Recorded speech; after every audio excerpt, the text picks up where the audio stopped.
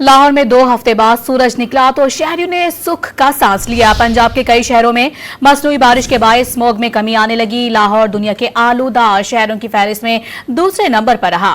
Air quality 182 record کیا گیا۔ ملکی سطح پر آلودہ شہروں میں لاہور پہلے، ملتان دوسرے اور کراچی تیسرے نمبر پر ہے۔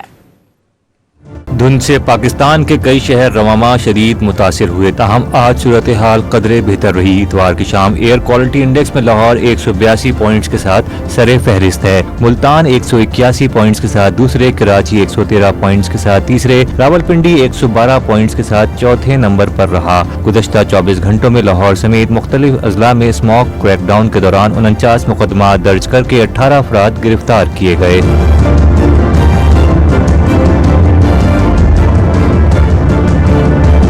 641 افراد کو تقریباً 12 لاکھ روپے سے زائد جرمانے عائد کیے گئے، جبکہ 151 افراد کو وارننگ جاری کی گئی۔ اس دوران فصلوں کی باقیات جلانے کی 9 زیادہ دھواں چھوڑنے والی گاڑیوں کی 556 خلاف ورزیاں، صنعتی سرگرمی کی 3 اینٹوں کے بھٹوں کی 37 اور دیگر مقامات پر 5 خلاف ورزیاں رپورٹ ہوئیں۔